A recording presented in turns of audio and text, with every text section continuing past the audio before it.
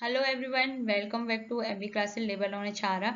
आज हम unit 6 UGC NET paper 1 की लॉजिकल रीजनिंग के मोस्ट डिमांडेड रिपीटेड पीवाईक्यू करने वाले हैं 90, जो कि एक बार नहीं बार बार पूछे गए हैं। ठीक है, तो इनसे आप आइडिया लगा सकते हो कि कैसा पेपर आएगा, किस तरीके से क्वेश्चन आ सकते हैं। तो अगर आपका एग्जाम पास में है तो प्लीज इन पीवाईक्यू को जरूर करिएगा। ठीक है, तो आज हम स्टार्ट करते हैं फर्स्ट क्वेश्चन से, जिसमें in the structure of categorical proposition the proposition all men are mortal belong to which standard form. आपको पता है ऑल वाला जो होता है वो हमारा अफर्मेटिव होता है, यूनिवर्सल। ऑल आया ना, तो जितना भी ऑल है वो होगा यूनिवर्सल अफर्मेटिव। जितना यूनिवर्सल नेगेटिव क्या होगा, नो। ठीक है, पर्टिकुलर अफर्मेटिव आ जाएगा सम, एंड पर्टिकुलर नेगेटिव आ जाएगा सम नॉट। ठीक है, तो अब ये पूछ रहे तो हमारा ऑप्शन होगा इसका बी। Okay, all S is B universal affirmative. Then come to the question number 2. A deductive argument claim that if the premises are true, its conclusion must be true. An inductive argument claim absolute certainty for the conclusion. मैंने आपको अगर आपने recorded session देखे होंगे तो आपको पता है डिडक्टिव आर्गूमेंट अगर ट्रू है प्रोमाइसिस, यस कंक्लूजन भी हमारा ट्रू होता है। लेकिन इंडक्टिव आर्गूमेंट हमारे की absolute certainty नहीं होती, प्रोबेबिलिटी होती है, अगर आपने पढ़ा हो तो यस। आपको पता है कि जो सी है स्टेटमेंट 1 करेक्ट है, स्टेटमेंट सेकंड हमारा इनकरेक्ट है, क्योंकि डिडक्टिव में हमेशा सर्टेन वैलिडिटी आती है और जो हमारा इंडक्टिव है उसमें हमेशा प्रोबेबिलिटी आती है। अगर मैं क्वेश्चन नंबर 3 की बात करूँ तो the literal dictionary meaning word is refer to known. जो डायरेक्ट डिक्शनरी से जो मीनिंग हम डिक्शनरी पढ़ते हैं जिसमें जो मीनिंग है वो कौन से होते थे, याद रखना, वो हमारे डिनोटेशन कहलाते हैं। डिनोटेशन क्या होता है, डायरेक्ट एक्सटेंशन होता है उस एक्चुअली उस टर्म का क्या मतलब है। ठीक है, और कनेक्ट जो कॉनेटेशन होता है वो होता है हमारा मीनिंग, फीलिंग, उसके पीछे क्या अटैच्ड है। तो प्लीज डिनोटर मतलब डेफिनेट टर्म एंड कैनोशन मतलब इमोशनल। अब क्वेश्चन नंबर 4 क्या कह रहा है, कैटेगरी प्रपोजिशन है उसके डिस्ट्रीब्यूशन से हमें मैच करो। तो मैंने आपको एक ट्रिक बताई थी, अगर आपको पता हो तो देखो ए एस ई बी, ठीक है, आई एन ओ पी, अगर आपको याद हो तो मैंने ये ट्रिक बताई थी। मींस ए में सिर्फ सब्जेक्ट डिस्ट्रीब्यूट होता है, बी में ई में हमारे दोनों होते हैं, आई में नेदर रहता है और ओ में ओनली प्रेडिकेट होता है। तो अगर इस तरीके का देखोगे तो यस आपका आंसर है बी। ठीक है, तो इस ट्रिक को प्लीज मत भूलना, इसी के बेसिस पे आपके सारे मोड्स एंड फिगर हो जाएंगे। तो ए मतलब सिर्फ सब्जेक्ट रहेगा, ई मतलब बोथ रहेंगे, आई मतलब नेदर एंड ओ मतलब predicate. Then come to the question number 5. Is someone attack the character or personal traits of an opponent rather than the addressing the actual argument? Which informal fallacy is commented? तो मैंने आपको बताया ये augmented add homing कहलाती है, जब आप किसी इंसान के जो लॉजिक हो रहा है ना उस पे नहीं आप आर्गू करते, बल्कि किस पे करते हो, उस आर्गूमेंट की बजाय आप उसको पर पर्सनल मतलब पर्सनल वो करते हो, क्लेम करते हो। फॉर एग्जाम्पल सपोज मैं आपको पढ़ा रही हूँ तो आप पढ़ाने की जगह मेरा पर्सनल आपका पढ़ाने जो नेचर है या फिर मेरा फीस है उसके बेसिस पे अगर आप मुझे अटैक करोगे तो वो मेरा हो जाएगा एड होमिंग अटैक। ठीक है, ये हमारी फैलेसी होती है actually. Then come to the question number 6. In standard form, category syllogism, the figure of syllogism determines only by the proposition. आप याद रखना, जो हम फिगर जो हम चेक करते हैं वो सिर्फ हमारे मिडिल टर्म की पोजीशन के बेसिस पे डिटरमाइन करते हैं। आपको पता है 4 फिगर होते हैं, पहले हमारा ऐसे होगा, फिर हमारा ऐसे होगा, देन ऐसे होगा। ठीक है, इस तरीके से देन यू होगा। ठीक है, फिर एक होगा। इस तरीके से हमारे 4 फिगर होते हैं। तो याद रखना 1 2 3 4 होते हैं, ये सिर्फ मिडिल टर्म की पोजीशन में 2 प्रोमाइसिस होते हैं, उन्हीं के बेसिस पर हम इसे कैलकुलेट करते हैं। Then come to the question number 7. As the intention connotation it term increase in extension denotation generally decrease. तो ये तो सही है कि आपको पता है कि जब हमारा किसी चीज में इमोशनलिटी या उसका वो इंक्रीज होता है तो उसका जो डिनोटेशन है ना उसे डिफाइन करने का जो टर्म है वो डिक्रीज हो जाता है ऑटोमेटिकली। रीजन क्या है, adding more specific attribute limit the number of objective. Yes, जब ज्यादा स्पेसिफिक एट्रीब्यूट ऐड करते हो तो कहीं ना कहीं ऑब्जेक्ट की जो नंबरिंग है वो हमारी लिमिट हो जाती है। तो यस हमारे दोनों ट्रू हैं, मतलब high extension low intension dog. ठीक है, तो एग्जांपल कैसे बताऊं, both are true. Law of universe क्या कहता है, एनिमल है। ठीक है, एनिमल क्या होगा, हाई एक्सटेंशन है, लो इंटेंशन है। ठीक है, लो है इसका एनिमल का। लेकिन जैसे आप डॉग में आए, ठीक है, डॉग के बाद आप ब्लैक लेबोडर में आ गए तो इसका मतलब ये इंटेंसिटी हमारी बढ़ती गई और हमारा जो डिनोशन टर्म था वो हमारा घटता गया। Then come to the question number 8. Which informal fallacy is committed when person argue a claim must be truly simply because it is not proven false? तो आपको पता है ये कौन सा है कि आप किस पे आर्गू कर रहे हो, उसको मतलब ट्रू कह रहे हो क्योंकि वो अभी तक फॉल्स प्रूव हुआ ही नहीं है। तो यस, ये कहलाती है अपील टू इग्नोरेंस, मतलब आपने सारी चीज़ों को इग्नोर कर दिया।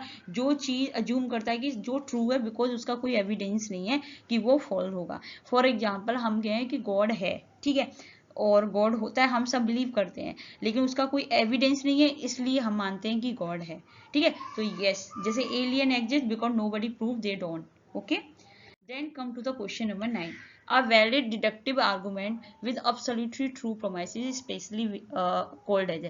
अगर सपोज करो कोई वैलिड आर्गुमेंट भी है और ट्रू प्रोमाइसिस भी है तो अब वो क्या कहलाएगा, तो मैंने आपको पहले ही बता दिया, तो वो कहलाते हैं साउंड। याद रखना, अगर डिडक्टिव का हमेशा क्या रहता है, वैलिडिटी इनवैलिडिटी के बेसिस पर करते हैं। अगर सब कुछ ट्रू है तो वो साउंड कहलाएगा, ठीक है। इन जो हमारा इंडक्टिव होता है वो हम स्ट्रॉन्ग और वीक के बेसिस पर प्रोबेबिलिटी देखते हैं, और अगर उसमें भी अगर ट्रू है तो वो हमारा कोजेंट कहलाएगा, ठीक है। तो इस तरीके से देखते हैं। Then come to the question number 10.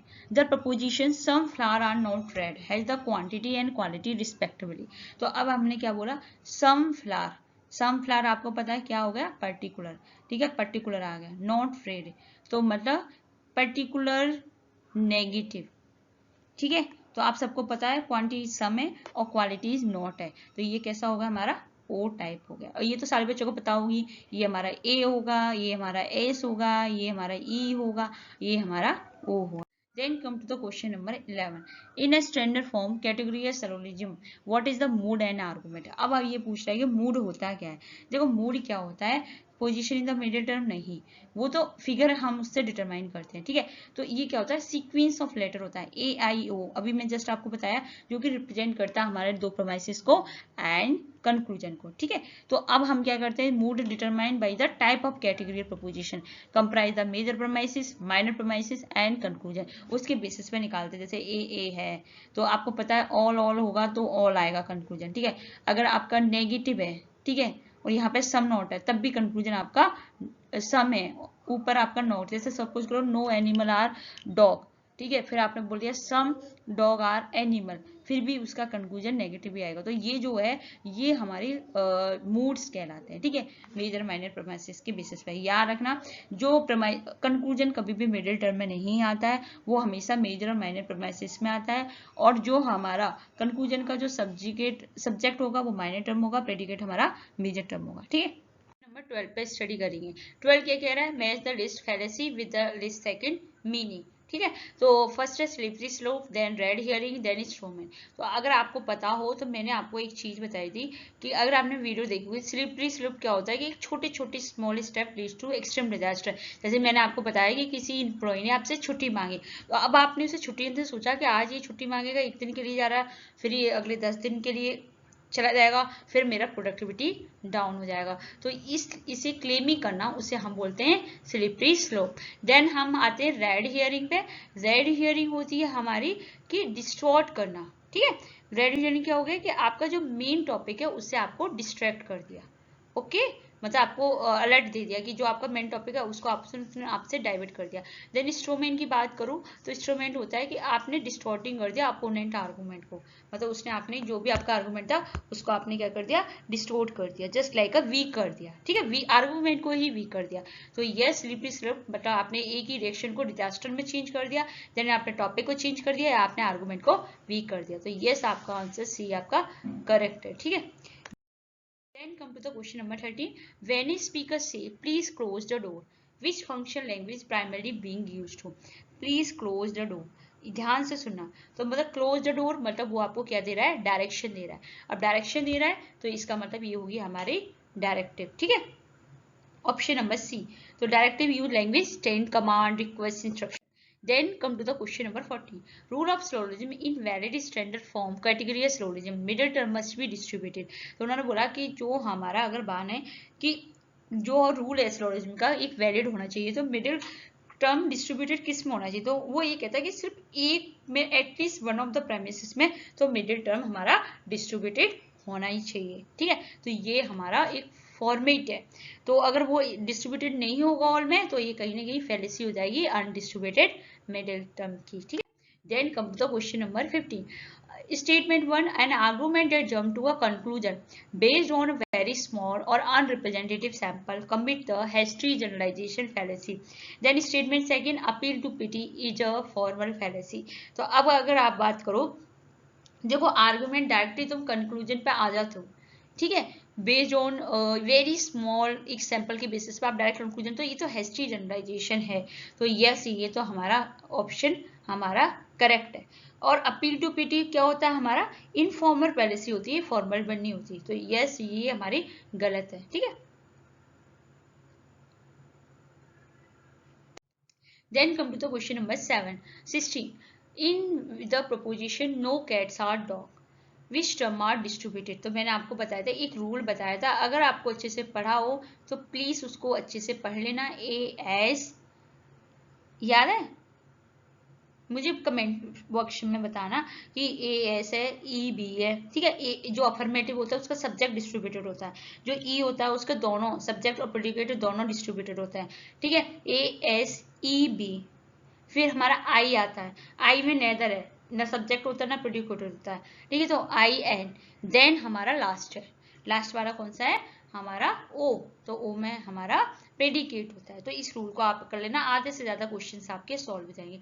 अब ई नो बोल रहा है, तो इसका मतलब हमारा इसमें both subject and predicate are distributed, ठीक है, तो इस तरीके से हम कर सकते हैं।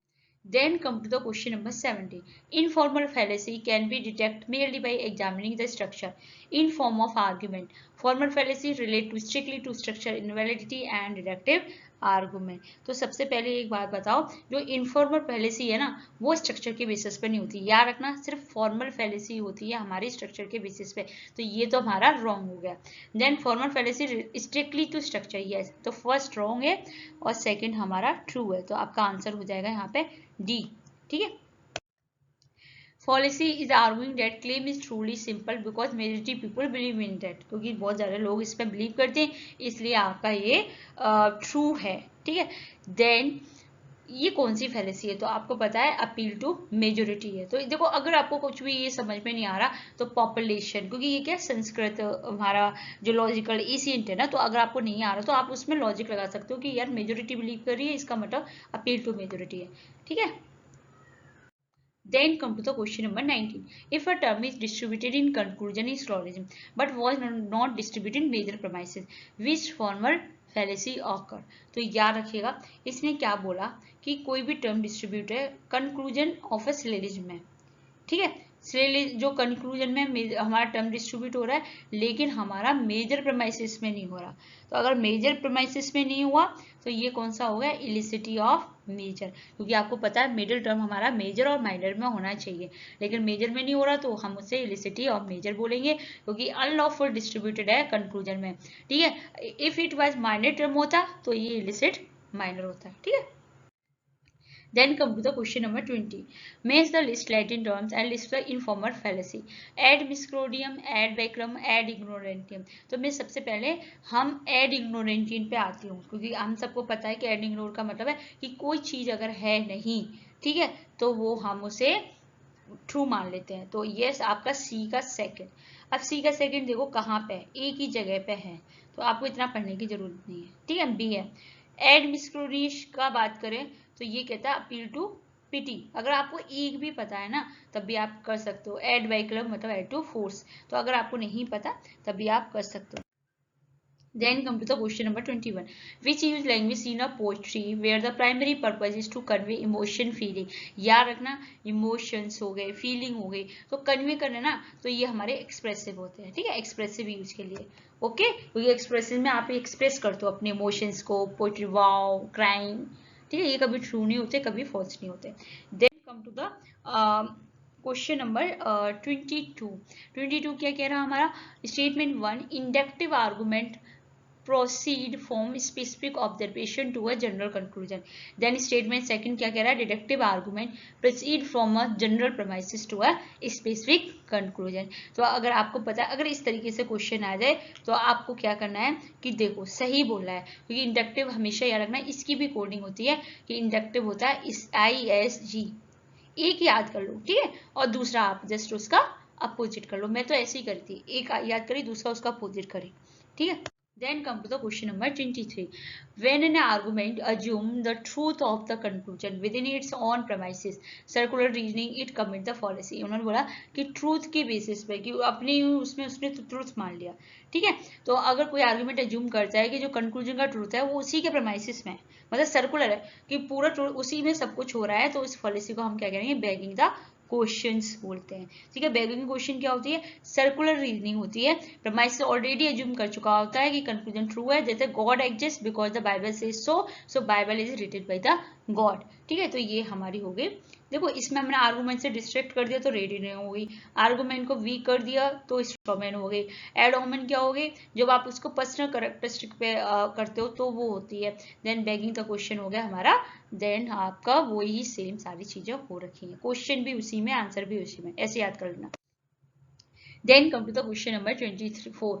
In a categorical logic, the word copula. तो copula क्या होता है आप सबको पता है. जैसे हमने एक आंसर लिया, all dog are animal, तो all क्या हो गया हमारा, क्वांटिफाइवर हो गया, ठीक है.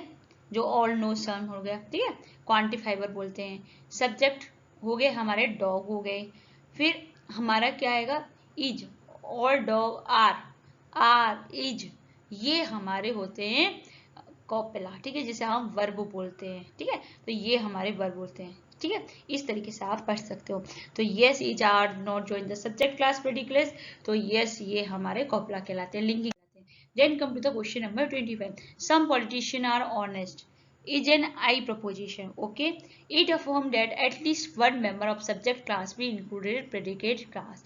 तो अब आप मुझे इसका क्वेश्चन बताओ. तो यस दोनों सही हैं. क्यों सही है, क्योंकि देखो सम एस इज पी पर्टिकुलर है, आई और दूसरा हमारा पर्टिकुलर अफर्मेटिव हो गया, आई पोजीशन है, तो सम स्ट्रिक्टली मीन्स एटलीस्ट वन. तो यस इसने बोला एटलीस्ट वन, तो ये भी हमारा ट्रू होगा, ठीक है, क्योंकि कम से कम एक तो है ही ना. Then come to the question number 26. In the classical square opposition, if two propositions are so related, they cannot be both be true, but they can be both be false. एक साथ ट्रू नहीं हो सकती, पर मैंने आपको अगर square preposition आपने अगर अच्छे से पढ़ा हो तो यहाँ पे हमारा आई आता है, ठीक है. देन यहाँ पे हमारा ए आता है, वहां पे यहाँ पे हमारा आई आता है. देन यहाँ पे हमारा ई आता है, ठीक है. देन यहाँ पे हमारा ओ आता है, ठीक है. अब इसमें देखो अगर आपको ज्यादा पढ़ने की जरूरत नहीं है तो हमें अच्छे से पता है कि ये दोनों कंट्राडिक्टरी होते हैं, ये एक साथ ट्रू और एक साथ फॉल्स नहीं हो सकते, ठीक है, जो कंट्रारी हो गए. देन अब आते हैं हमारा कंट्रेरी रिलेशन. कंट्राडिक्टरी मैंने बोल दिया, कंट्राडिक्टरी होते हैं, ये होता है हमारा कंट्रेरी, ठीक है. कंट्रेरी क्या होता है कि जैसे all man are dogs no man are dogs, तो याद रखना ये कभी ट्रू नहीं हो सकते एक साथ, ठीक है, बट फॉल्स हो सकते हैं. तो यस जो ए और ई का रिलेशन है वो हमारा सेम टाइम पे ट्रू नहीं हो सकता, ठीक है. तो इन्हें अच्छे से पढ़ लेना. देन ये हमारे ट्रू नहीं हो सकते, ये हमारे एक साथ ट्रू हो सकते हैं लेकिन फॉल्स नहीं हो सकते, जो सब कंट्रारी है, ठीक है.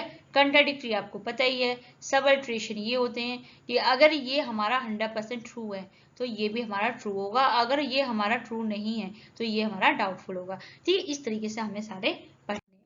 Then come to the question number 27. If the proposition no birds are mammals, ठीक है, अभी मैंने आपको जस्ट बताया, ठीक है, नो प्रपोजिशन आर एनिमल, तो ये यहाँ पे ई हमारा यहाँ पे. देन डेफिनेशन ये हमारा ट्रू है, अभी ये पूछ रहा है कि ये जो यहाँ पे है वो हमारा क्या है, ट्रू है. Then what can be definitely said about corresponding I proposition, तो अब ये जब ट्रू है 100% तो आई क्या होगा, तो मैंने बताया था आपको कंट्राडिक्टर होगा, तो ये 100% आपका फॉल्स होगा, तो यस सी आंसर है, ठीक है. Then come to the question number 28. According to square opposition, relationship between two proposition I and O, ठीक है, ये दोनों, ठीक है. तो उन्होंने बोला they cannot both be false but can both B true. तो अब ये क्या कहलाता है, तो आपको पता है इसे हम सब कंट्रारी कहते हैं, इसे कंट्रारी कहते हैं, इसे कंट्राडिक्शन कहते हैं और इसे सब अल्ट्रेशन कहते हैं। तो ये चीज तो आपके 100% आनी है, ठीक है। Then come to the question number 29. If the universal proposition is true, corresponding a particular proposition must also be definitely true.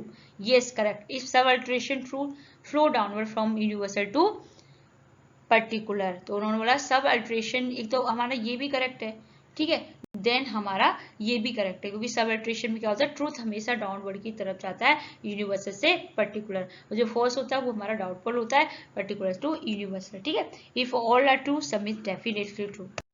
देखो क्वेश्चन नंबर 30 की बात करें, इफ द प्रपोजिशन सब students are brilliant, I proposition is given as a first, then which of the following proposition must be true.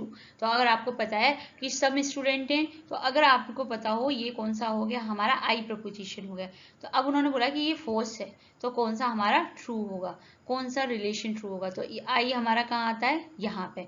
तो अगर आपको पता हो तो कंट्राडिक्टरी, अगर एक फॉल्स है तो दूसरा 100% ट्रू होगा। तो जो आई से जो ओ वाला है प्रपोजिशन, वो हमारा ट्रू होगा, ठीक है। Then come to the question number 31.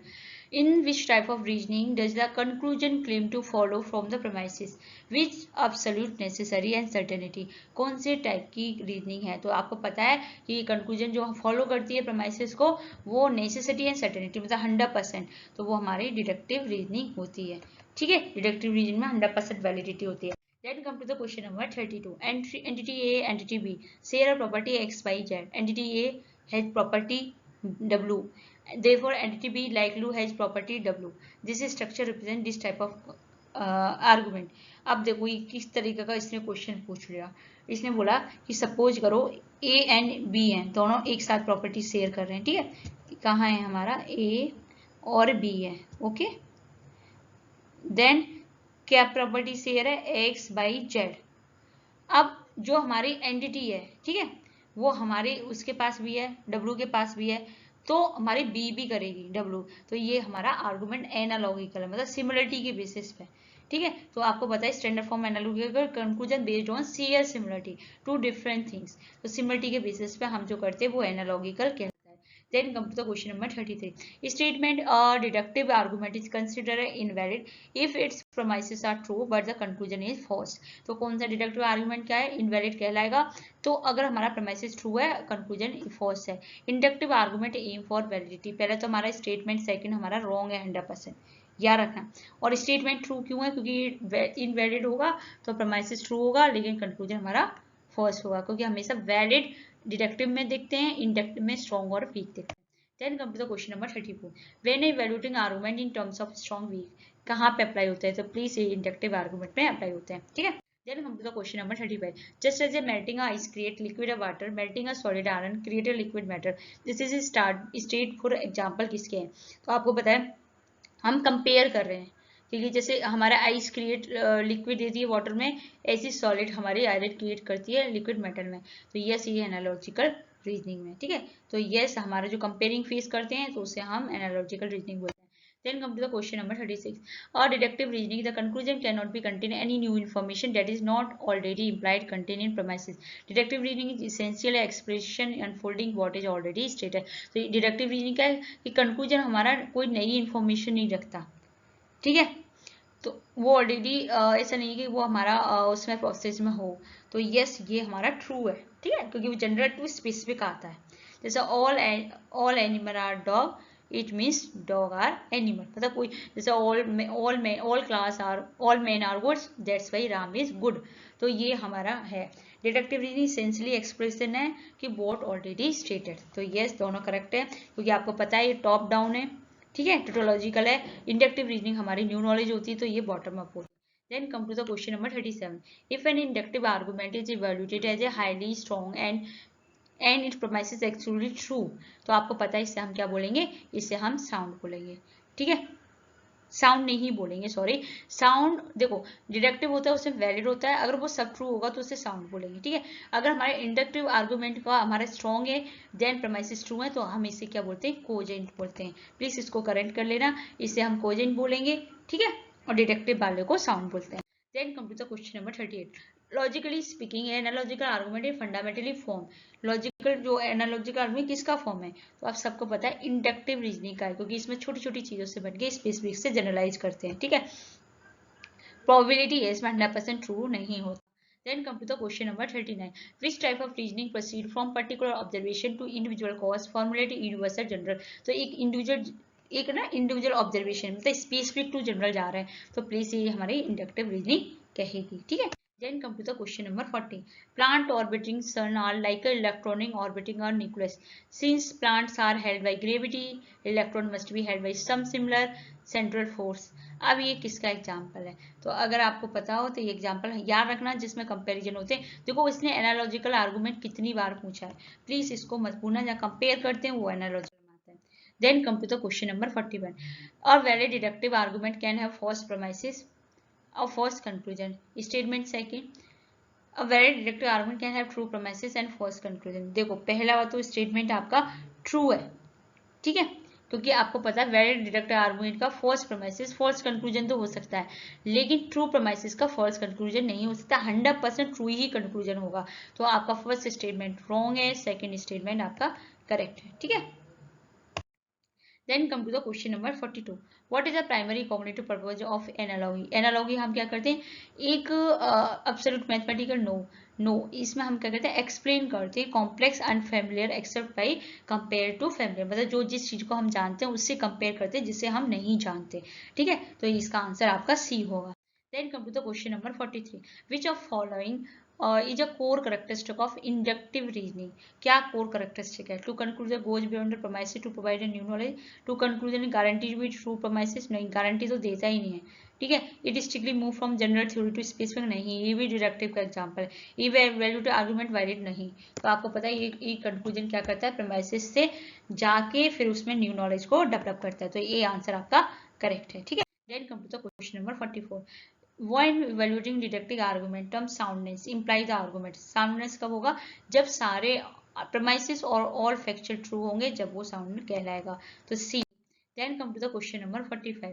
Reasoning and key evaluation. तो आपको पता है डिडक्टिव इंडक्टिव क्या देखता है हमारी, ए का सेकंड का है दो जगह, चल छोड़ो। इंडक्टिव क्या देखता है, बी का इंडक्टिव देखता है हमारी कहाँ है, स्ट्रॉन्ग स्ट्रेंथ एंड वीकनेस, ठीक है। तो ए का सेकंड बी का थर्ड, ए का सेकंड बी का थर्ड कहाँ है, इसमें तो है नहीं, ये होगा इसका, ठीक है। और सी का वन, और जो हमारा एनालॉजिकल है वो सिमिलरिटी देखता है, ठीक है। तो D answer correct. Then come to the question number 46. What is the primary logical purpose of using Venn diagram to standard categories cell arrangement? क्या रीजन है? तो अगर देखो वेन डायग्राम हम क्यों बनाते हैं, वेन डायग्राम इसलिए बनाते हैं कि हम किसी को विजुअली के फॉर्म में देख सकें, तो visually test and establish validity of deductive argument, ठीक है, इसलिए हम करते हैं। वैलिडिटी इनवैलिडिटी को देखने के लिए कैटेगरी स्टोरेज में हम वेन डायग्राम का यूज करते हैं।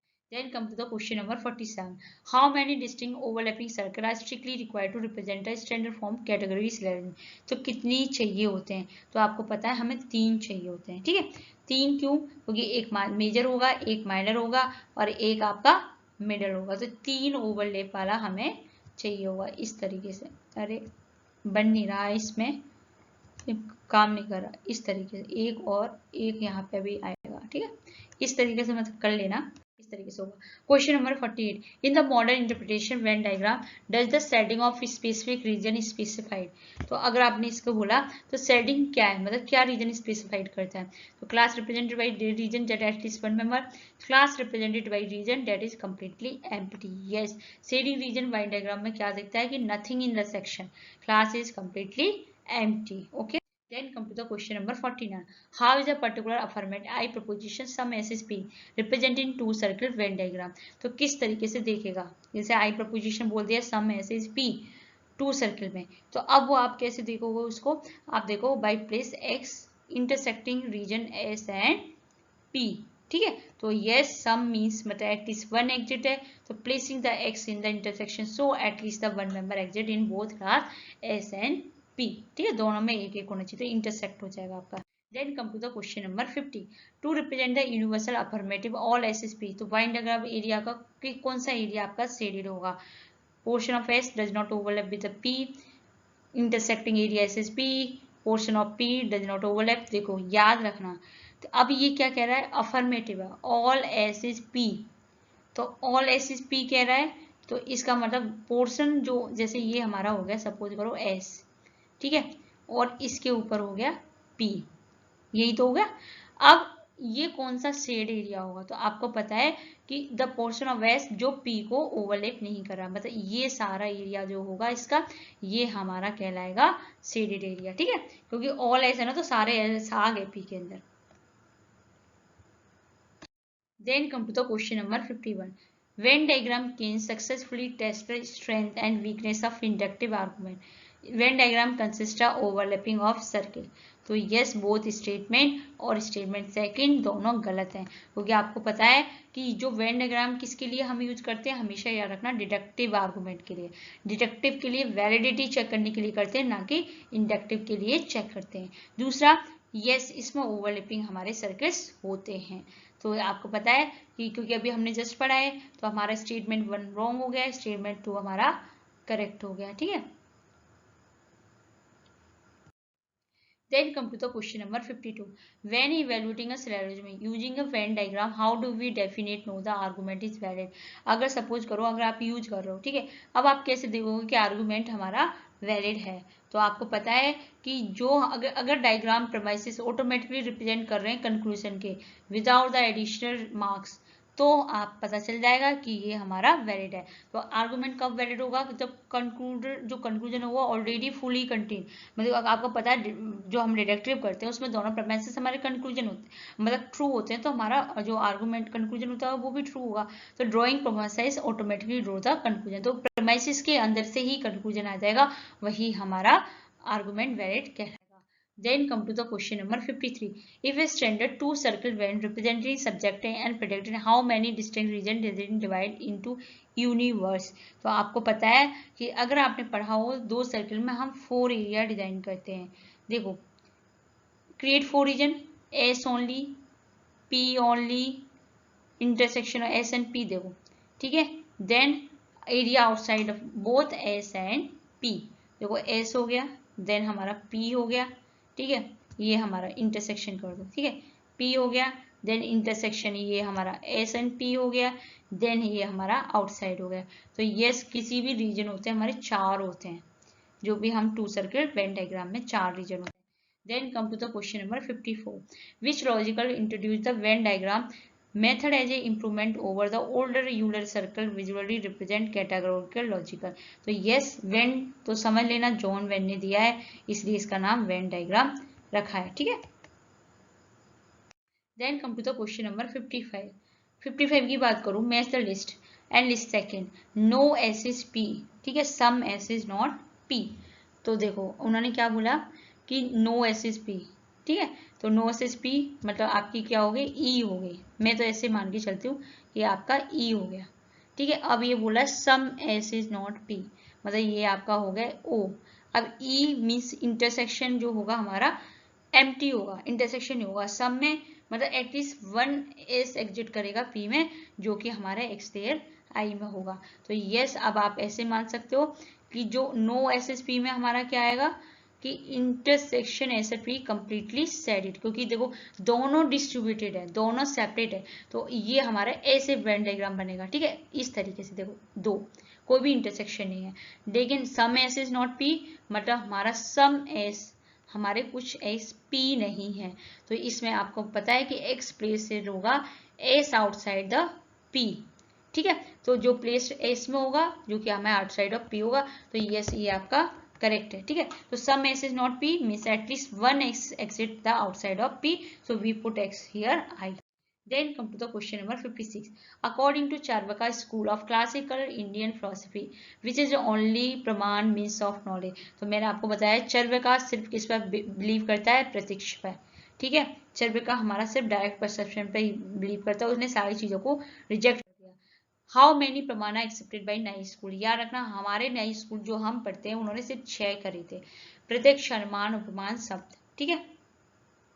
Then come to the question number 58. In Indian logic, प्रमाण, प्रमाण का मतलब क्या होता है? देखो अभी ये क्वेश्चन हमने पढ़ा था कि प्रमाण का मतलब होता है नॉलेज, वैलिड नॉलेज। ठीक है, तो यस इसका आंसर आपका होगा डी। प्रमाण मतलब वैलिड नॉलेज होता है, प्रमाण मतलब अचीव, प्रमाण मतलब प्रमाण का मतलब आप नॉलेज अचीव कर रहे हो। देन प्रमाता नॉयर होगा जो ले रहा है, और प्रमेय हो गया ऑब्जेक्ट, कहाँ से ले रहे हो, किताब से ले रहे हो। जैसे अगर एक किताब पढ़ रहा है ना तो यस, तो नॉयर हो गया बुक, मतलब जो मैं पढ़ रही हूँ, ऑब्जेक्टिव हो गया किताब, देन उसमें से जो नॉलेज आ गई वो प्रमाण हो गया। प्रमाण हो गया कि आपने उसमें से कुछ गेन कर लिया। ठीक है, तो यस आपका आंसर होगा valid knowledge. Then come to the question number 59.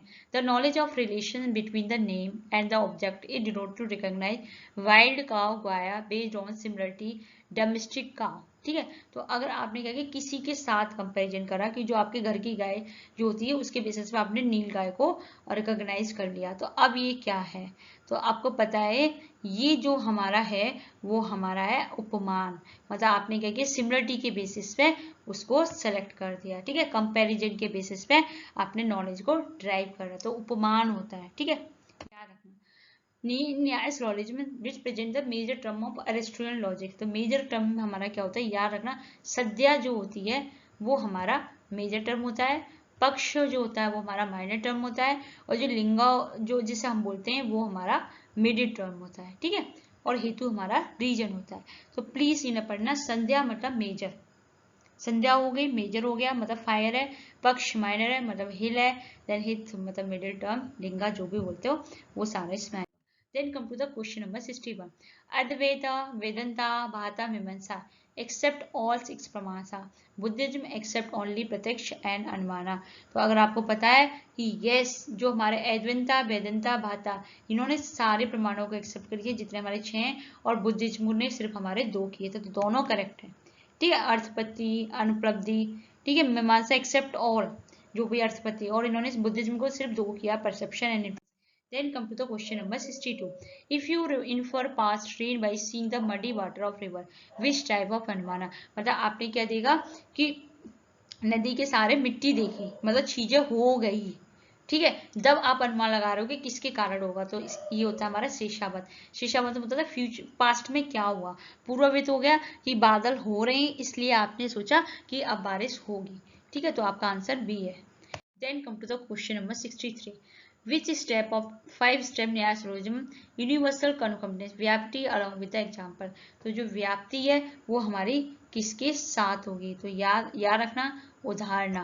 ठीक है, जो उदाहरणा है वो प्रोवाइड करता है यूनिवर्सल एग्जाम्पल, जैसे कि जहाँ स्मोक होगा वहाँ हमारा फायर होगा, और जहाँ जैसे कि हमारी किचन में होती है। तो यस ये हमारा स्टेट हो गया। Then come to the question number 64.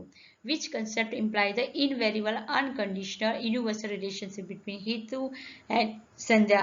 तो क्या कहलाती है, यस व्याप्ति कहलाती है। सबको पता है कि जब इन रिलेशन होता है हमारा तो व्याप्ति ही गारंटी देती है कि yes universal relationship between smoke and fire. The proposition Devdatta is getting fat but he does not eat during the day. He must be eating at the night is the example। तो मैंने आपको सब बताया कि ये होता है हमारा अर्थपत्ति। ठीक है, अर्थपत्ति क्या होता है कि जब 2 जगह हमारा कन्फ्लिक्ट हुआ तो आप उस चीज को सॉल्व करने के लिए कोई तीसरा अज्यूम कर लेते हो। जैसे अगर वो मोटा है तो एक स्टेटमेंट ने कहा कि वो दिन में नहीं खाता, तो आपने उस चीज को सॉल्व करने के लिए आपने बोला कि 100% वो रात में खाता होगा। ठीक है, तो ये हमारा अर्थपत्ति होता है। Okay, then come to the question number 66। In Nyaya philosophy what is the sannikarsha. तो न्याय फिलॉसफी में सन्निकर्षा क्या होती है, देखो कम्युनिकेशन में मॉडल में भी पढ़ना कि ये क्या होता है, sense object contact required to ordinary perception. तो सन्निकर्षण मीन्स होता है direct contact between sense organ and the object. ठीक है, जो आप डायरेक्ट उसके थ्रू देख रहे हो, जो नेसेसरी होती है हमारी लौकिक प्रत्यक्ष के लिए। ठीक है, तो याद रखना सन्निकर्ष मतलब अपनी आंखों से उस ऑब्जेक्ट को देख पा रहे हो या फील कर पा रहे हो। When a person infer fire on a hill just to convince themselves without needing a 5 formal step।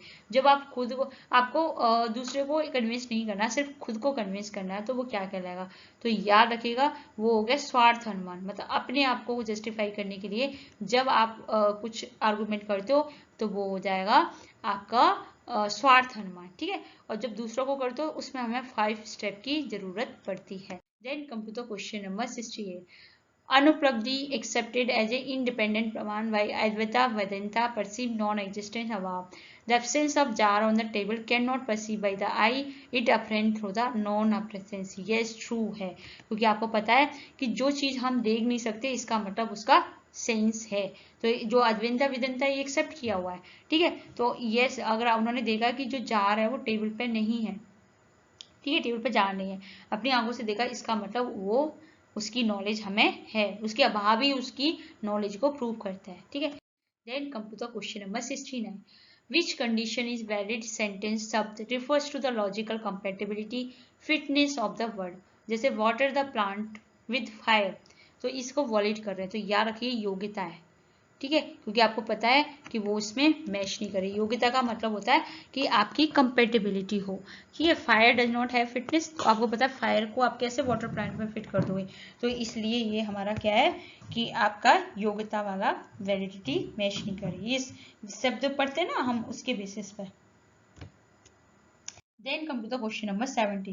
The fallacy, the sky lotus is fragrant because it is the lotus. Which type of Hetawas? आपने देखा, देखो पहली बात तो ये real नहीं है, sky में कोई लोटस नहीं होते और इस फ्रेग्रेंट हो, ठीक है। और लोटस है इसलिए आपने बोल दिया कि वो स्मेल दे रहा है, इसका मतलब आप ये क्या है, आश्चर्य सिद्धा है, ठीक है। आश्चर्य सिद्धा क्या होती है, अनप्रूव, मतलब माइनर टर्म जो पक्ष है वो हमारा स्काई लोटस इवन एग्जैक्ट ही नहीं है रियलिटी टर्म में, तो इसलिए हमारा कहता है आश्चर्य सिद्धा।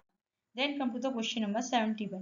Perceive the fragrance of a rose simply looking it from a distance is example of extraordinary olfactory.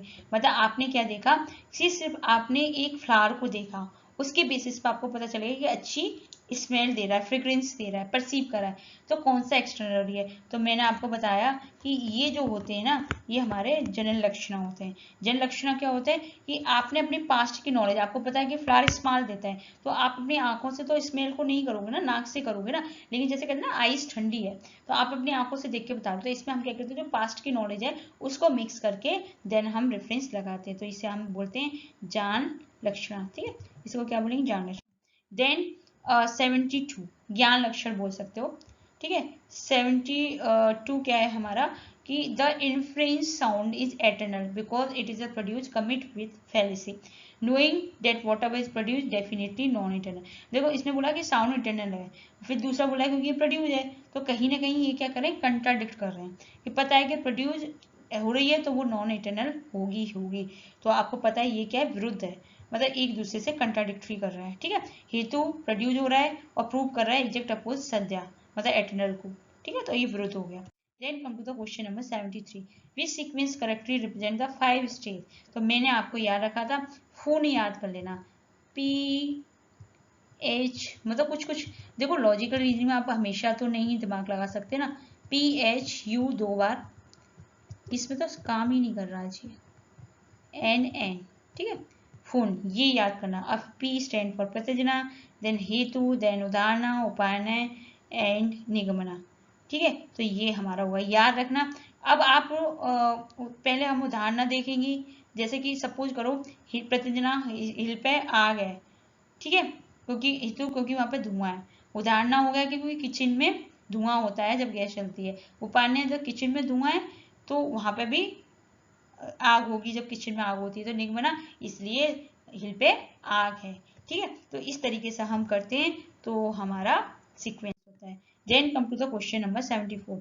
If it is invariable relationship vyapti depend on external condition upadhi, ठीक है, middle term commit the fallacy. अगर suppose करो invariable upadhi external condition upadhi का करें, तो जो हमारा middle term में वो कमिट कौन सा फैलेसी करेगा, तो या वो करेगा हमारी व्याप्ति असिद्धा, मतलब कंडीशनल मिडिल। एग्जाम्पल जहाँ पे फायर है वहाँ स्मोक है, लेकिन फोर्स हो सकती है ना कि आप पता गीली लकड़ी में गीली लकड़ी हो तो वहां पे तो आपको फायर नहीं लगेगी ना, धुआं लगेगा, तो यस ये हमारी व्याप्त विसिद्धा है।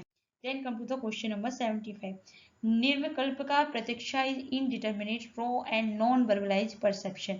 स्टेटमेंट सेकंड, सविकल्प का प्रतीक्षा involve a sense of involving signing a name, class, attribute and passive object. Yes true है। देखो निर्विकल्प देखती है हमारी जैसे फर्स्ट कॉन्टेक्ट है, सपोज करो आपने कोई नंबर दे दिया, जैसे हम बोलते हैं डेटा, ठीक है, और सभी कल्प को ऐसे करो आप इंफॉर्मेशन, ठीक है, तो ये हमारी स्टेजेस होती हैं प्रत्यक्ष की। निर्विकल्पा में हम फिर से को देखेंगे और सभी कल्पना में आप उसको सीख लोगे, अच्छा ये तो एप्पल है। Then come to the question number 76. In Indian logic, the fallacy of baddhita, non-inferential contradicted middle occurs when. तो अब ये बाध्यता क्या होती है? बाध्यता ये होती है जब कंक्लूजन आपका कंट्राडिक्ट कर रहा है डायरेक्ट प्रत्यक्ष से, ठीक है। तो बाध्यता क्या होगी? परसेप्शन प्रूव कर रहा है इन्फेरेंस, जैसे fire is cold because it is substance, तो आपको पता है फायर कभी कोल्ड होती ही नहीं, ठीक है। तो our skin directly prove with fire, आपको पता है कि ये हॉट है ना। तो our skin perception directly proof fire is hot, लेकिन आपने क्या कर दिया? आपने भी लिखा फायर इज कोल्ड। तो ये हमारा जब आपस में ही कंट्राडिक्ट हो जाते हैं देन हमारी ये कहलाती है बाध्यता। Then come to the question number 77.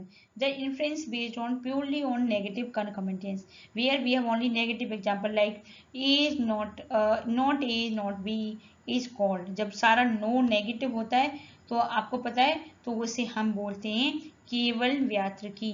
याद रखिएगा ये हमारा पॉजिटिव होता है, ये हमारा जो सी है वो हमारा नेगेटिव होगा।